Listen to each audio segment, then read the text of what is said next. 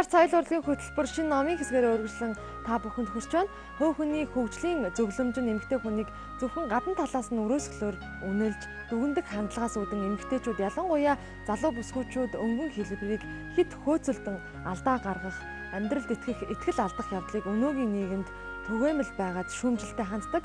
Эмэгтэй хүний амьдрал, амжилтанд дотоод гоо сайхны холбогдол их ач холбогдолтой байдаг. Үүнийгээ хэрхэн нээн илрүүлэх, хөгжүүлэх, амьдралын зөв хөвшлийг бүрдүүлэх, зориг тэмүүлэлтэд амьдрах тухай өгүүлэх номыг өнөөдөр та бүхэндээ танилцуулах болно. Ингээд номын зочин зохиолчтой хамтдаа танилцъя.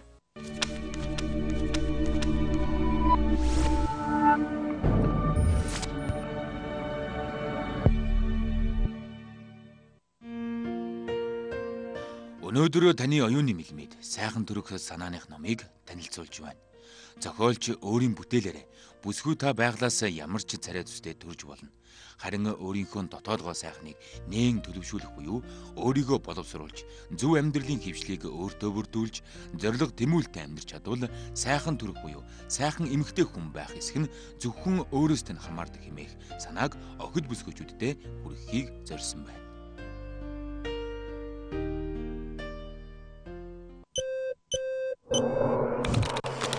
Нэвтрүүлэгтээ хамтран ажиллагч Мир номын сүлжээх дэлгүүр.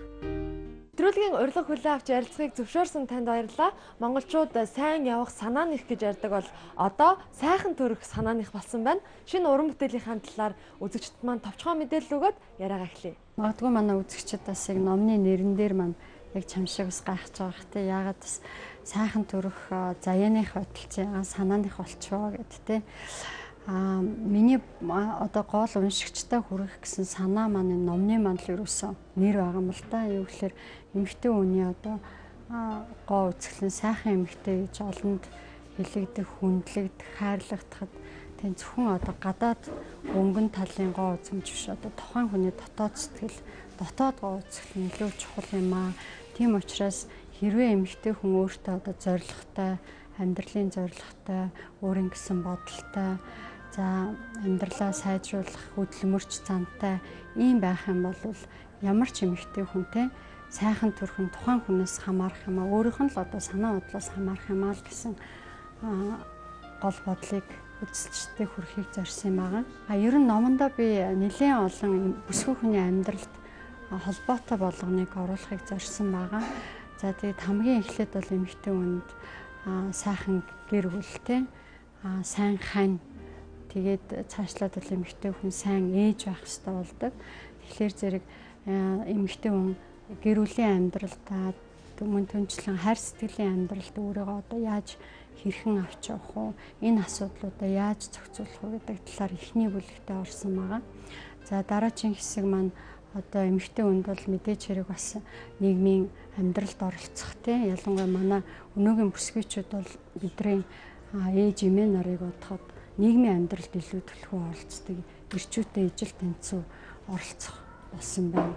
Тэгэхээр зэрэг энэ өөрийнхөө карьер хөгжлийг хэрхэн хөгжүүлэх үү, дуртай ажлаа яаж бүрдүүлэх үү, эмэгтэй хүнд болгонд би дуртай ажил хөдөлмөр байх ёстой гэж үздэг. Тэгэхээр зэрэг энэ талаар 2 дугаар бүлэгтээ орсон байгаа. За дараа нь мэдээж хэрэг хамгийн хүний амьдрал чухал зүйл бол эрүүл мэндтэй. Эрүүл мэнд бол юугаар ч үнэлэгдэхгүй юм чухал зүйл учраас эрүүл амьдрах хөвшлийг яаж өөртөө бүрдүүлэх вэ? Эрүүл хооллох, эрүүл зөв амьдрах, тэгээд хөдөлгөөнтэй амьдрах тийм мөн түнчлэн эрүүл амьдрах гэхээр хамгийн чухал зүйл бол хүнд эрүүл зөв сэтгэлгээтэй байх тийм эрэг сайхан бодлыг өөртөө байнга дотоод одоо тэр сэтгэл санааны эрүүл мэнд гэсэн үг л тийм энэ талаас нь бас оруулсан байгаа. За тэгээд мэдээж эмэгтэй хүнд гэр бүлийн амьдрал одоо карьер хөгжил тухайн хүний карьер амьдрал энэ бүхнээс бас чухал байлгүй яах вэ? Гэхдээ энэ бүхнээс хамгийн бас нэг авч үзүүштэй бүсгүйхэн болгон бодууштай нэг зүйл бол эмэгтэй хүн өөрийнхөө хувийн орон зайг өөр дотроо бас бүрдүүлж авах хэрэгтэй гэж би боддог. За энэ хувийн орон зайг бүрдүүлэхэд тусалдаг зүйлүүд маань юу юм бэ гэхээр одоо би тэр бүлэг бол бүсгүйхэн амьдралын амт гэд нэрлсэн байгаа юм л та. Тэгэхээр энэ бүхэнд маань юу орж байгаа юм гэхээр эмэгтэй хүн болгон одоо гадаад үзэмж, өнгө үзэмжтэй өөрийнхөө нүүр царай энд анхаардаг байх хэвээр, бас дотоод сэтгэлд анхаардаг байх хэвээр. За тэгээд сайхан одоо амьдрахын тулд ямар нэг өөр нэгэн сонирхол байх хэвээр тийм хобби байх хэвээр. Хобби сонирхлоо яаж хүжүүлэх, ер нь чөлөөт цагаа яаж авч явал цохилтой юм тийм. Өөрийнхөө орон зайг, чөлөөт орон зайг яаж авч явал цохилтой, энэ талаар л оруулсан байгаа. За тэгээд дараачийн бүлэг бол бас бүсгүй хүн ба мөнгө гэдэг. Бага за бүсгүй хүн бол бас мөнгөтэй хэрхэн харьцах хэвээр. Мөнгө бол мэдээж амьдралд чухал зүйл, сайн амьдрахад чухал зүйл. Гэхдээ эмэгтэй хүн энийг зөвхөн одоо мөнгийг мөрөөдөд суугаад ах юм уу? Эсвэл хин нэгэн эр хүнд найдаад энэ л одоо намайг тэжээгээд итгэхийг мөнгө олоод ингэж явах ёстой гэж хүлээгээд сууж ах ёстой юм. Эсвэл тэр мөнгийг одоо хүсэж байгаа сайхан амьдрал, мөнгө хэд баялыг өөрөө бүтээх ёстой юм уу? Тийм энэ талаар бас оруулсан байгаа. Тэгээд дэлхийд өнөөдөр яг өөрийнхөө хүч хөдөлмөрөөр олон эмэгтэйчүүд саятан тэр бомтнууд болсон байна. Тэр бүх сайхан бахархал түүхүүдээс бас товч оруулсан.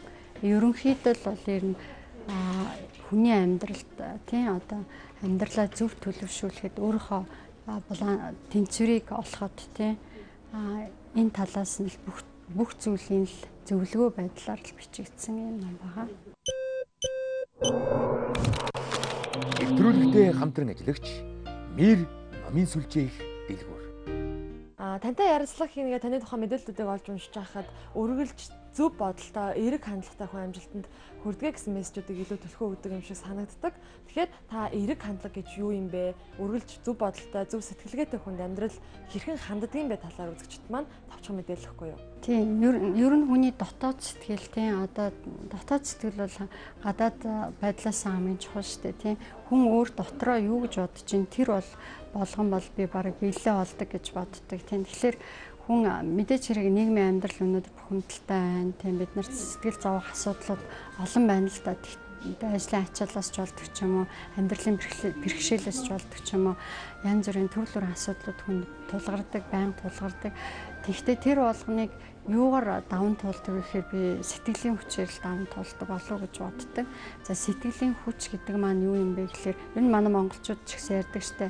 Сэтгэлд гал байвал тулганд 100-нд гал байдаг гэж ярьдаг. Тэгэхээр яг л ерөөсөө л энэ л үг байхгүй юу гэхээр дотроо хүн үргэлж сайхан зүйлийг хүсч мөрөөдөө тэрэндээ хүрэхийн тулд сайн талаас нь сайхан зүйл бодож явах юм бол би биелдэг гэж бол баттай хэлнэ. Би амьдралынхаа туршлагаас ч бодож үтсэн. Хэрвээ хүний одоо оюуханд те за би энийг хийж чадахгүй дээ, би энийг ерөөсөө чадахгүй дээ гэж бодол орж ирэх юм бол тэрийг бол устгахад хэцүү зүйл шүү дээ тий. Тэрийг устгаад одоо зориг одоо хүрнэдэл хэцүү. Тэгэхээр зэрэг хүнд тавьсан зоригтой хүрэхийн тулд эерэг бодол санаа тэргээрээ дэмжигдэж тэжээгдэж хүн одоо үйл хэрэгээ хэрэгжүүлдэг болов гэж боддгийн. Тэгээ бүсгүйчүүдэд хэлэхэд аль болох одоо амьдралын ар сар бэрхшээлд шантрахгүйгээр, итгэлээ алдахгүйгээр төрөл бүрийн янз бүрийн асуудал тохиолдсон шүү дээ. Тийм хайр сэтгэл бүтлгүй болж болно. За хувийн амьдрал бүтлгүй болж, гэр бүлийн амьдрал бүтлгүй болж болно. Тэр болгоныг энэ бол зүгээр цаг зуурын асуудлаа гэсэн байдлаас би хизээ нэгэн цагт энийг даван туулаад сайхан амьдралд хүрнэ л гэсэн итгэлтэйгээр л амьдарч чадах юм бол хүн бол ямар ч хүнд итгэл, сайхан сэтгэл тэгээд ийм эерэг зөв хандлага байх юм бол бүх зүйл болно гэж би бодож байдаг. Одоо харин хүмүүс эерэг хандлагын тухай маш эргээр харин сэтгэж ярьдаг болсон байна л да. Яг таны амьдралд тохиолдсон, номондоо шингээсэн жишээнүүдээс дурдж үзэгчд маань ярьж өгвөл сонирхолтой авах болов уу гэж бодож байна. За би жишээлбэл яг номондоо бас яг энэ эерэг хандлага гэж юу юм бэ гэдгийг тайлбарлаад товчхон нэг жишээ оруулсан байгаа юм л да. Би 10 жилийн өмнө Стокгольмд ажиллаж амьдарч ирсэн. Тэгээд тухайн үед бас компанид ажиллаж байхад одоо өөрийнхөө захиралтай хамт нэг шинэ ажилд нэг шалгуулж авах юм ярилцлаганд орсон юм аа. Тэгэд эхлээд нэг 2 хүн одоо сүүлийн шалгуултанд тэнцээд нэг ярилцлаганд орсон. За тэгээ ярилцлагын дараа манай захирал надаас тэгж асуусан. За чамд одоо энэ 2 хүн дээр алин дээр нь чи сонголт хийвээ гэв. Би болохоор нэлээд одоо туршлагатай тэр хүнийг бодоод сонголтоо хийснийг хэлсэн. Манай захирал болохоор санал надаас одоо санал зөрүүтэй байгааг хэлсэн л дээ тий. Тэгээ би гайхаад үгүй таны сонгосон хүн бол миний бодлоор тий одоо мэрэгжлийн төвшинч тэр арай юм туршлагагүй ийм хүн юм биш үү гэсэн баггүй. Гэсэн чинь үгүй тийм биш. Энэ хүний хандлага нь өөрөөсөн. Энэ хүн айгүй эерэг хандлагатай хүн биш надад анзаарчихсан. Тэгэхгүй тэгээд би та юунаас тэгж дүгнэ вэ гэдээ асуулаа л да. Тэгсэн чинь яагаад тэгэхээр тухайн өдөр нэлээд юм бороо цастай тийм нэг таагүй цагаагаарын байдал бол нэлээд таагүй өдөр байсан байхгүй. Тэгсэн чинь яг ярилцлагын явцад зүгээр за та хаанаас ирв те өнөөдөр ингээд цагаагаар жоохон муу байлаа энэ төр гэл яриа өрнүүлсэн чинь эхний тэр хүн бол тэгсэн байхгүй өстэй энэ аюу тэнгэр цоорцсон юм шиг цас орол өнөөдөр чи ямар хэцүү өдөр ингээд ядаж төгжрээд та би арай л гэж ирлээ мэрлээ гэл хамаг зовлонгоо ингээд тоочвол те нөгөө хүн нь болохоор өө яста тий аюу сайхан байлаа би эхлээд гараад энэ цасан донд явган алхаж агаад тэгээд бүр ингээд нэг тайвшраад гоё болоод тэгээд харин ч бүр ингээд танах руу ирэх зам ингээд цасан донд талхаад надад сайхан байлаа гэдэг тийм эргээр ярьсан байна л та. Тэгээд тэрнээс дүгнэлт тэгээд яг хөө магадгүй хоёр дахь хүн маань илүү одоо юу ээж болох юм аа туршлахгүй ээж болох юм аа. Гэхдээ энэ хүний царайнаас болоод ярьж байгаа байдлаас нь тий юу энэ хүн бол юу ч даваад гарах юм эерэг хандлагатай юу ч хийж бүтээх юм хүн байна. Магадгүй энэ хүн өнөөдөр нэг 2 жилийн дотор ч юм ажлаас сурахад цаг хугацаа орж магадгүй. Гэхдээ ийм эерэг хандлагатай хүмүүс бол юмыг хурдан сурдаг. Альва урд байгаа бэрхшээлийг бол бэрхшээл гэж харддаг. Тэрийг зохицуулаад л ингээл саяны цасан дунд ингээд нэмсэглээд талхаж байгаа шиг л зохицуулаад бүх зүйлийг ингээд гараад юмаа улам илүү сураад магадгүй 2 жилийн дараа нөгөө хүнээс илүү ажлын бүтээмж, хөдөлмөрийн бүтээмж нь илүү болцсон байхыг үүсэхгүй. Тийм учраас би сонголоо гэж хэлж ирсэн. Тэгэхээр бол яг хүний энэ эерэг үзэл санаа бодол бол маш чухал юм байлээ. Ялангуяа одоо өндөр хөгжилтэй орнууд хүмүүсийг ингээд ажилтан шалгаруулад сонгохдоо бол одоо яг энэ байдлаар энэ талыг нь илүү бас хардгийн байлээ гэж би бас ойлгосон. За би яг номоо бол бас нэлээд удаан бичсэн. Нэг зузаан ном бол биш л дээ. Гэхдээ яг би өөрөө бас худалдаа хөгжлийн банкнд ажилладаг. Банкны одоо олон улсын болон байгууллагын харилцааны газар гэж байдаг. Энэ газрыг бас удирдаад ингээд явдаг ажилтаа байгаа. Ер нь бол бизнесийн уулзалт ингээд банкны мань ажил бол ихтэй.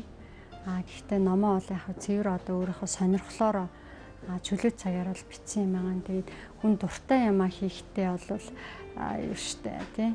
Дуртай юмаа хийхдээ аль болох одоо хэдхэн минут байсан ч ихэл тэрийг дуртай зүйлдээ зарцуулахад нэг харамсдаггүй штэ. Тэгэхээр би яг чөлөө цагаараа л за нэг ойролцоогоор бас удаан бичсэн маа нэг 100 ном биччихсэн бас 2-3 жил зарцуулсан. Яа тэгэхээр тэрийг яг цэвэр цаг заваараа чөлөө заваараа бичсэн болохоор нэлээд цаг зарцуулсан. Дээрээс нь мэдээж тухайн моментод тухайн үеүүдэд надад тохиолдсон одоо юу гэх юм зүйлүүд бас энэ номыг мань бичих юу багтаавал зүгээр юм санаанууд орж ирж исэн л та. За нэг ороо найзуудтайгаа сайхан уулзаа сууж ахтаа ч юм уу тий нэг юмны талаар яриад үзэл бодлоо солилцдог штеп бүсгүйчүүд тий тэгээ сууж ахтаа ч юм уу ингээд төрсэн сэтгэлдлүүдээ сэрүүлэл бичээд байсан л та. Тэгээд яваандаа яг ерөнхий нэг юм зангидаад араам гаргаад ер нь юу багтаавал илүү боломжтой ингээд аль болохоор эмэгтэй хүний амьдралд хэрэгтэй зүйлийг орхичихгүй хичээсэн. Тэгээд цаашдаа одоо яг хэрвээ хүн хүсэх юм бол үнэхээр бас дуртай зүйлийг хийж байгаа хүн бас цаггүй цаг зав бол бас байдаг юм байлээ гэж ойлгосон. Нэвтрүүлэгтээ хамтран ажиллагч Мэр номын сүлжээх дэлгүүр.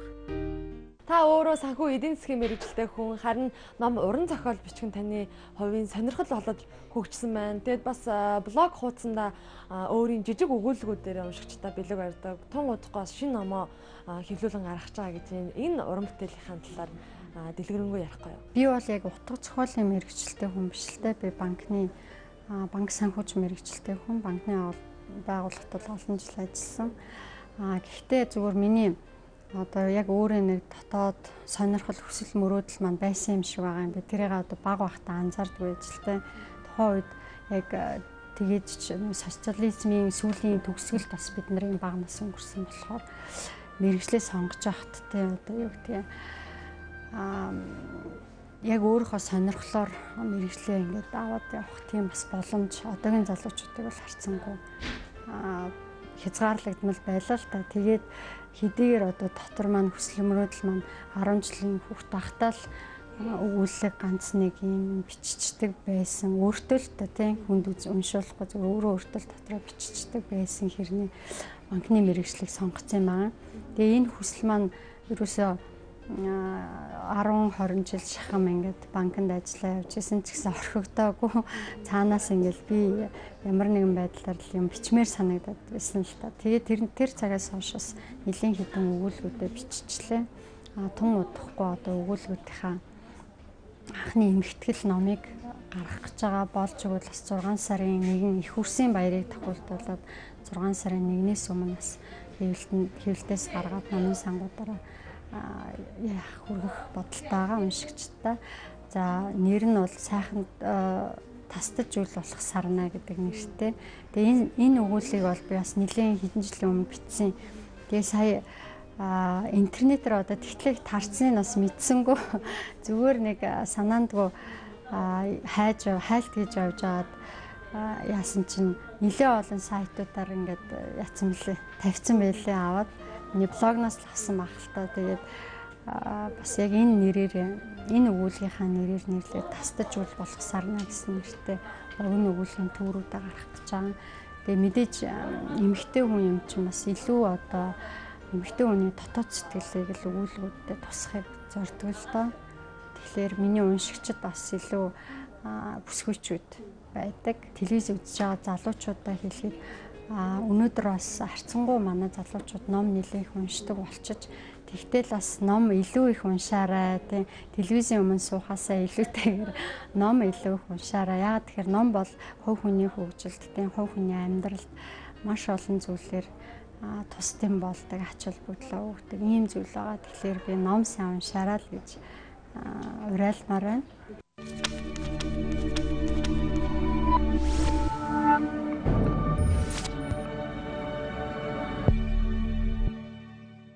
TVR соёл урлагийн хөтөлбөрийн шинэ дугаар үзэгчид та бүхэнд хүрлээ. Би та бүхэндээ өнгөрөх 7 хоногт болсон соёл урлагийн мэдээллүүдээс хүргэсэн байгаа. Та бүхэн амралтынхаа өдрүүдийг ая тухтай сайхан өнгөрүүлээрэй. Баяртай үзэгчтэй.